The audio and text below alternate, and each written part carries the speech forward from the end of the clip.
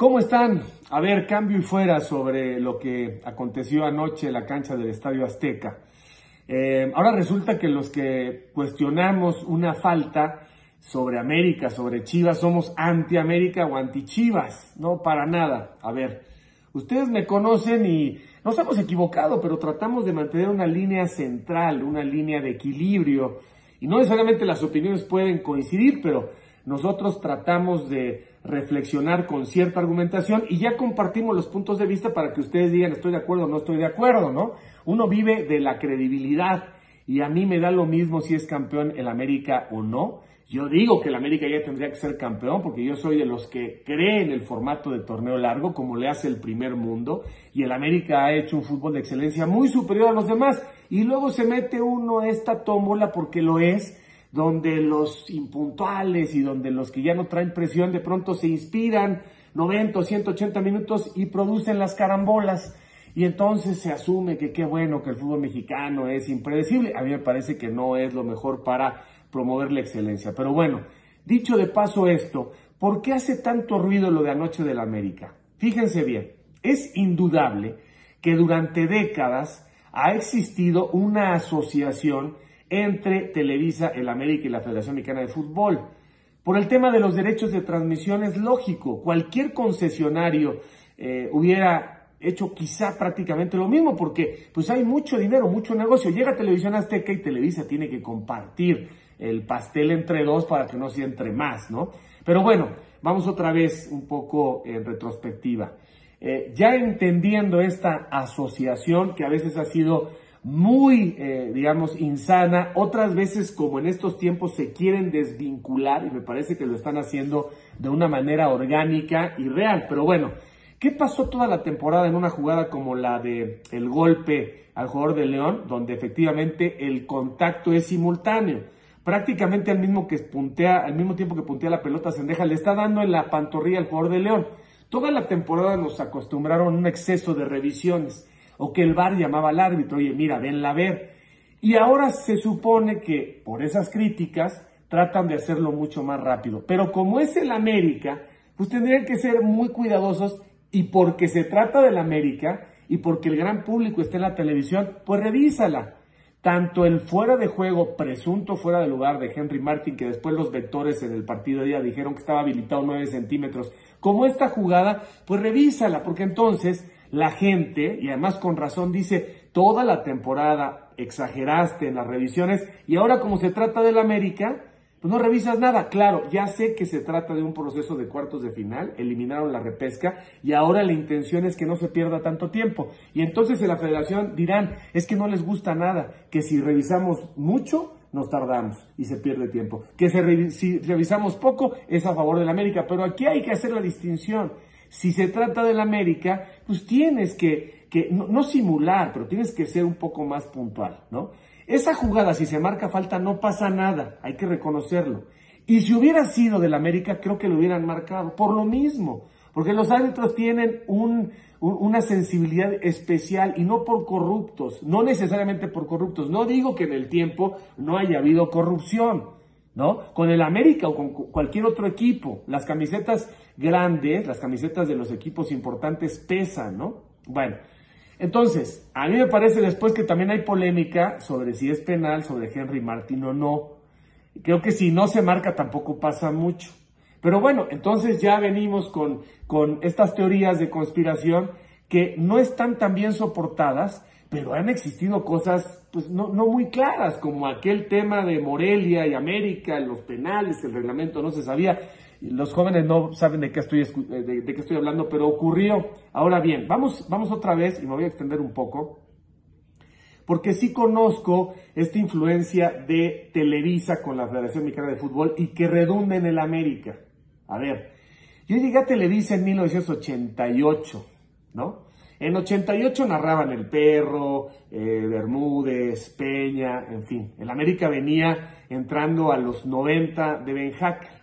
Y efectivamente, en ese momento había un vicepresidente que se llamaba Emilio Díaz Barroso. Todavía no llegaba Emilio Azcárraga Llán, el chico, a dirigir Televisa. Vivía su padre. Y en ese momento, efectivamente, había una hipersensibilidad, para no repetir ciertas cosas, y para intimidar de alguna manera a los comentaristas de que ciertas jugadas a favor del América, pues no había que analizarlas en demasía, así, creo que utilicé las palabras correctamente. Y en ese momento hay pues una especie de rebelión de los comentaristas, encabezada por Juan Dosal, que por eso le decíamos el general, y vamos a buscar al señor Emilio Azcárraga Milmo, y ahí le expresamos nuestra inconformidad, y le dijimos, estoy hablando de principios de los 90, nos fuimos a San Ángel y le dijimos que no creíamos que esto le sumara a la credibilidad del área editorial, que una cosa era el equipo de fútbol y otra cosa era el tema editorial, que estábamos perdiendo vuelo e impulso y rating respecto a Televisión Azteca o Imevisión, estaba la transición, ahí más o menos en esos años, porque ellos pues tenían un espíritu crítico y todo el tiempo alimentaban el asunto de que se favorecía a la América. No les sobraba razón, pero también lo utilizaron como un tema para crecer y hacer ver que todos los méritos de la América eran por un tema de mano negra, y tampoco es así, el justo medio. Bueno, Emilio Azcárraga Milmo fue muy susceptible a esto, el tigre, y entonces le da la responsabilidad al primo de Emilio Díaz Barroso, que se llama Alejandro Burillo. Y Alejandro Burillo trae a Raúl Orbañanos porque hay una crisis de credibilidad en los comentaristas. Y Raúl Orbañanos empieza a generar con un grupo de nuevos colaboradores pues otra corriente de decir las cosas como son, incluso contra el América. Parece que este momento se está repitiendo ahora varias décadas después con la incorporación de Faitelson y de Marín. Bueno, me voy a regresar a ese tiempo. Y entonces empieza Raúl Orbañanos a narrar de manera mucho más objetiva, neutral, etc. Y la gente se da cuenta, ¿no? Bueno, incluso ponen a Jorge Berry, en paz descanse, y Jorge Berry es un poco un mediador entre Emilio Díaz Barroso y Alejandro Burillo, porque entre los primos hay una pugna ahí por el control en esta transición de Televisa.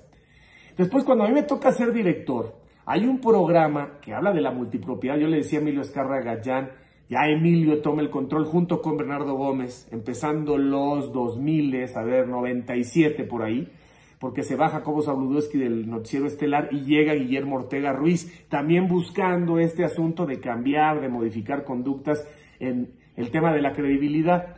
Y bueno, pues en ese momento Berry es un poco el mediador y hay una línea totalmente abierta. Después llega Emilio Azcárraga y empezamos a debatir sobre el tema de qué le importaba a la gente, que la gente pues evidentemente ya no consumía el mismo discurso de siempre, de Televisa y del México de los 70. Y entonces, sí, a él le interesa que no se golpee el producto, pero evidentemente es muy sensible y se habla de un programa de multipropiedad, estando Emilio Azcárraga y se critica la multipropiedad, y él entiende, por ejemplo, que tiene que soltar, y se queda nada más con América. Tenía San Luis, tenía Necaxa, tenía Atlante, aunque Atlante era el interés de la propia familia, pero de Alejandro Burillo. Y él se queda solamente con el América, después los demás se quedaron con la multipropiedad. Y en estos años que estuve yo como director, en 15 años, en realidad nunca, y por eso también a mí después me interesa traer a gente como Roberto Gómez Junco, como Arturo Bricio, varios comentaristas, regresa Eduardo Treyes, mucho más neutrales en la crítica y mucho más duros en la crítica para los equipos de casa.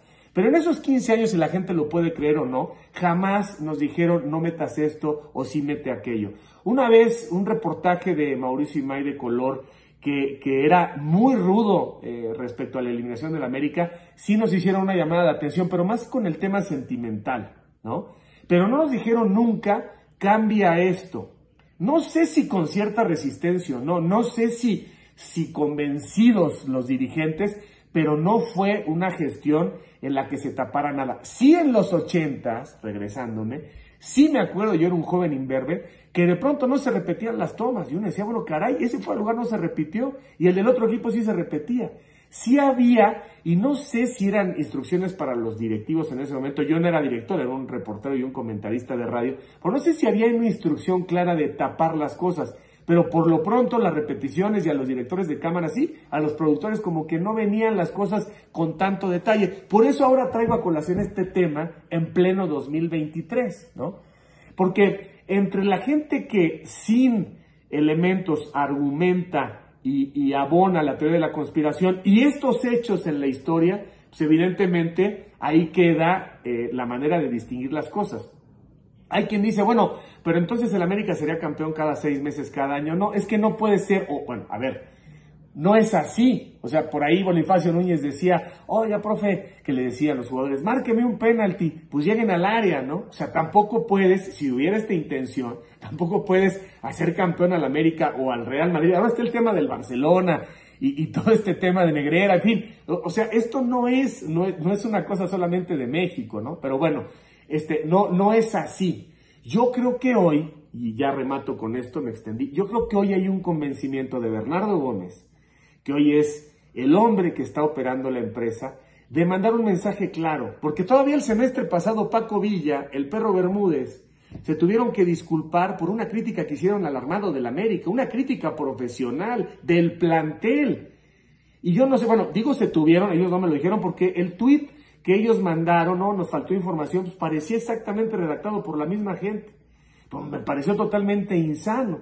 Porque si quieres fortalecer el área editorial, tienes que separar las cosas. Si el América tiene un buen entrenador, buenos jugadores, un buen director deportivo, va a ser campeón y está marcando diferencia.